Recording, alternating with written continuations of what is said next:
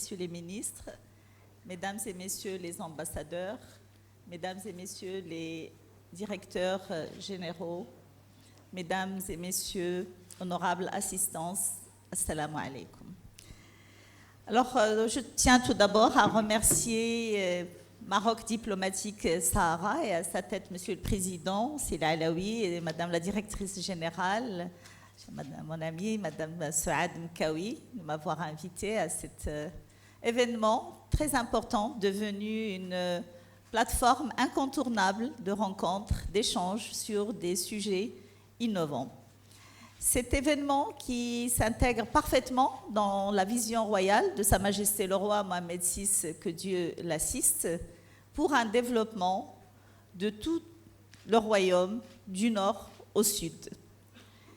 L'initiative atlantique est une initiative brillante, visionnaire, d'un roi qui ambitionne la prospérité et le bien-être pour son peuple et pour tout le continent africain, pour nos sœurs et frères africaines et africains. L'initiative atlantique est un chantier royal qui s'ajoute à d'autres chantiers très importants qui visent le développement, l'inclusion, le bien-être, le développement durable pour tous les citoyennes et les citoyens. Dans cette optique, le gouvernement marocain a travaillé à œuvrer pour la déclinaison de la vision de Sa Majesté et a adopté une politique sociale visant le renforcement des piliers de l'État social. Cette déclinaison s'est traduite par la réalisation et l'effectivité de le chantier de la protection sociale, notamment dans le volet santé, avec la généralisation de la couverture santé pour toutes les Marocaines et les Marocains, et l'aide sociale directe depuis décembre 2023.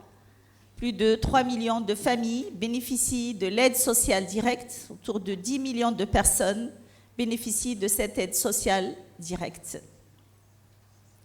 Tous ces programmes ambitieux pour le développement social, pour l'inclusion, sont parfaitement alignés avec les objectifs du développement durable et l'agenda 2063, l'agenda Afrique. Dans cette vision, le ministère de la Solidarité, de l'Insertion sociale et de la Famille, nous avons œuvré surtout et travaillé durant ces 2 années et demie à renforcer les filets sociaux. Parce que le développement d'un pays se mesure à sa capacité à prendre en charge les minorités et les personnes les plus vulnérables. Nous avons travaillé dans un alignement parfait avec la vision royale de Sa Majesté le Roi, que Dieu l'assiste, et nous avons mis en place un certain nombre de programmes pour les populations les plus vulnérables.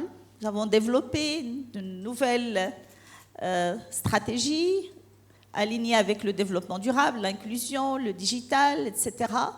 Et des centres de nouvelle génération, plus de 400 centres GISR sont déployés dans le royaume et qui accueillent des Marocaines et des Marocains, mais aussi des frères et sœurs africains, migrants, qui se trouvent dans des situations difficiles. Nous avons lancé des programmes d'autonomisation économique des femmes. Plus de 80 000 femmes sont inscrites. Parmi ces femmes, il y a des frères et sœurs africaines et africains et des femmes africaines subsahariennes qui sont inscrites pour se former, pour avoir un métier, pour l'autonomisation économique et pour améliorer leurs conditions. Nous avons aussi sorti un décret de travailleurs sociaux et nous avons tenu à ce que l'accréditation des travailleurs sociaux inclue les personnes, les étrangers, notamment les Africaines et Africains, pour qu'elles puissent avoir un métier dans le social, un métier accrédité selon des normes internationales et qu'elles puissent, si elles le souhaitent, revenir chez elles pour exercer ce métier, pour lancer des projets dans le care economy ou dans le métier du social en général. Nous avons mis en place une infrastructure importante de centres pour la prise en charge des femmes victimes de violences. Plus de 105 centres ont été créés et mis en place dans tout le royaume et qui accueillent des femmes subsahariennes victimes de violences, comme toutes les autres femmes marocaines qui malheureusement se trouvent parfois dans cette situation, mais là il y a un filet social pour les prendre en charge. Les crèches, et je citerai d'autres, la carte d'handicap que nous avons, que le Conseil du gouvernement a adopté, donc le décret de la carte d'handicap a été adopté hier, comme vous le savez, c'est une réalisation très importante, c'est une avancée importante en termes de réglementation, en termes de normes internationales, et donc toute cette expérience que le ministère a développée, une expérience en termes d'action sociale, du travail social, la réglementation de l'écosystème social, pourrait être partagée avec nos frères et sœurs africaines dans un esprit de partage, de bonnes pratiques, dans un esprit pour mettre en place un référentiel social, des normes sociales africaines qui sont en phase avec la culture africaine, avec les valeurs africaines, notamment la famille. La valeur de la famille est très forte en Afrique. Et justement, la stratégie sur laquelle on a travaillé, on a mis la famille au centre.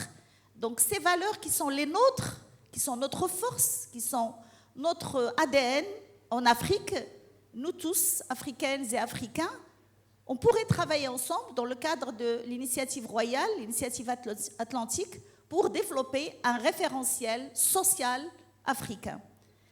Donc, pour qu'on travaille toutes et tous pour une Afrique résiliente, inclusive, prospère, aspirant au bien-être de toutes ces citoyennes et citoyens, de toutes les Africaines et les Africains, bâtis par les Africaines et par les Africains, mais ouverte au monde, ouverte à l'international, ouverte aux collaborations sud-sud, aux collaborations nord-sud. Nous sommes ouverts à l'international. Nous avons toujours été généreux, nous autres, Africaines et Africains, et c'est notre force.